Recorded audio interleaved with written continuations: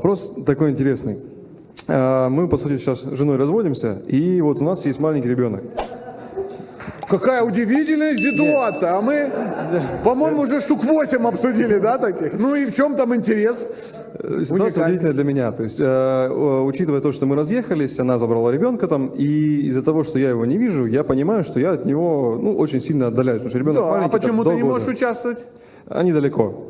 Они далеко. Ближе ты не планируешь подъехать? Не получается пока. Вот всяком, они в смысле далеко отсюда уехали, то есть они живут далеко, я не могу к ним, условно, там, каждую неделю ездить.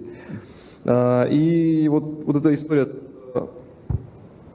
то, что я сам отдаляюсь от ребенка, она вот пугает. Вот как вот с этим быть?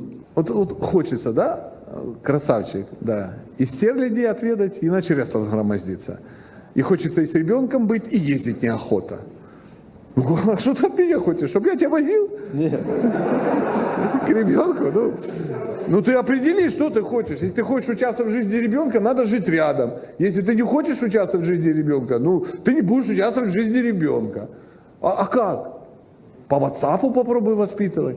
Не, ничего себе ответственность скинул. На кого? На меня точно не получится. Если ты этого не хочешь, если человек хочет что-то сделать, он прикладывает усилия. Ты же хочешь что-то получить, а усилия прикладывать для чего-то другого. Так не бывает. Выйти, что тебе важнее. А что тебе важнее? А ты уже выбрал.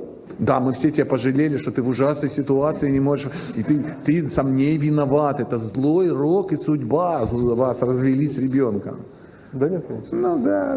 Да. Дяденька циничная сука. И он говорит, как есть. И за это спасибо. Да, пожалуйста, не жалко. Микрофончик у кого?